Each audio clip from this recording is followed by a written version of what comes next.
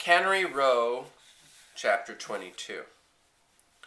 Henri the painter was not French, and his name was not Henri. Also, he was not really a painter. Henri had so steeped himself in stories of the left bank in Paris that he lived there, although he had never been there. Feverishly, he followed in periodicals the Dadaist movements and schisms, the strangely feminine jealousies and religiousness, the obscurantisms of the forming and breaking schools. Regularly, he revolted against outworn techniques and materials. One season, he threw out perspective. Another year, he abandoned red, even as the mother of purple. Finally, he gave up paint entirely. It is not known whether Henri was a good painter or not, for he threw himself so violently into movements that he had very little time left for painting of any kind. About his painting there is some question. You couldn't judge very much from his productions in different colored chicken feathers and nutshells, but as a boat builder he was superb. Henri was a wonderful craftsman. He had lived in a tent years ago when he started his boat, and until galley and captain were complete enough to move into. But once he was housed and dry, he had taken his time on the boat. The boat was sculptured rather than built. It was 35 feet long, and its lines were in a constant state of flux. For a while it had a clipper bow and a fantail like a destroyer. Another time it had looked vaguely like a caravel. Since Henri had no money, it sometimes took him months to find a plank or a piece of iron or a dozen brass screws. That was the way he wanted it, for Henri never wanted to finish his boat. It sat among the pine trees on a lot Henri rented for $5 a year. This paid the taxes and satisfied the owner. The boat rested in a cradle on concrete foundations. A rope ladder hung over the side, except when Henri was at home. Then he pulled up the rope ladder and only put it down when guests arrived. His little cabin had a wide padded seat that ran around 3 sides of the room. On this he slept, and on this his guests sat. A table folded down when it was needed, and a brass lamp hung from the ceiling. His galley was a marvel of compactness, but every item in it had been the result of months of thought and work.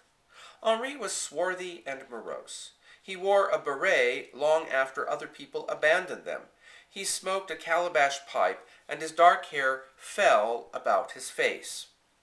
Henri had many friends whom he loosely classified as those who could feed him and those whom he had to feed. His boat had no name.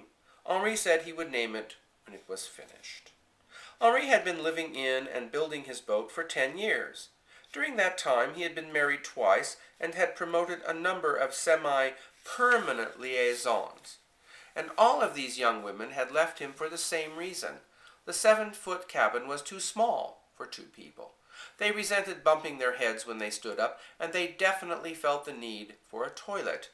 Marine toilets obviously would not work in a shore-bound boat, and Henri refused to compromise with a spurious landsman's toilet. He and his friend of the moment had to stroll away among the pines, and one after another of his loves left him. Just after the girl he had called Alice left him, a very curious thing happened to Henri. Each time he was left alone, he mourned formally for a while, but actually he felt a sense of relief. He could stretch out in his little cabin, he could eat what he wanted, he was glad to be free of the endless female biologic functions for a while.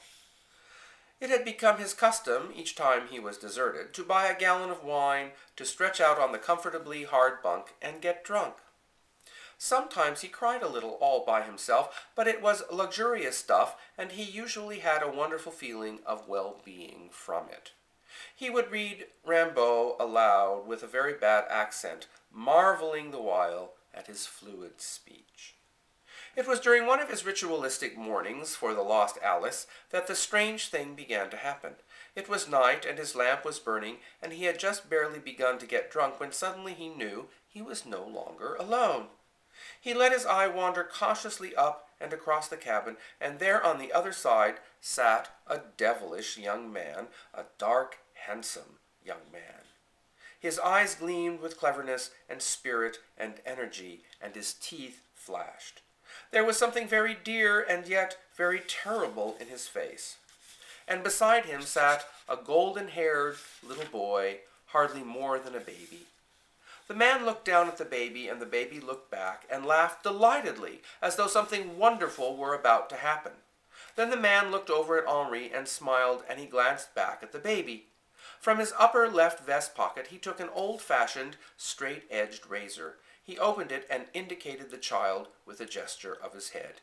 He put a hand among the curls, and the baby laughed gleefully, and then the man tilted the chin and cut the baby's throat, and the baby went right on laughing. But Henri was howling with terror. It took him a long time to realize that neither the man nor the baby was still there. Henri, when his shaking had subsided a little, rushed out of his cabin, leapt over the side of the boat, and hurried away down the hill through the pines. He walked for several hours, and at last he walked down to Cannery Row. Doc was in the basement working on cats when Henri burst in.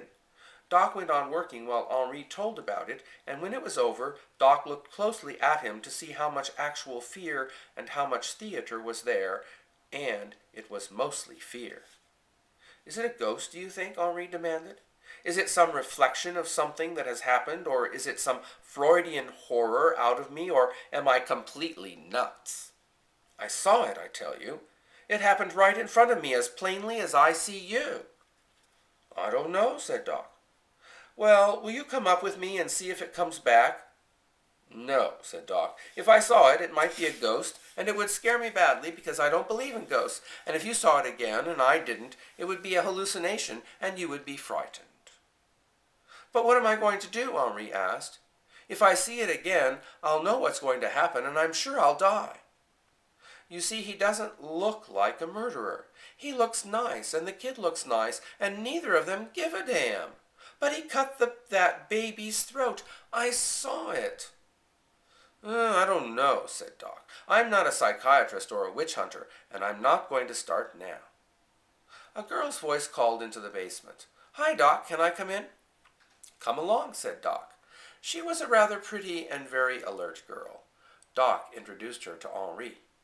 "He's got a problem," said Doc. "He either has a ghost or a terrible conscience, and he doesn't know which. Tell her about it, Henri." Henri went over the story again, and the girl's eyes sparkled.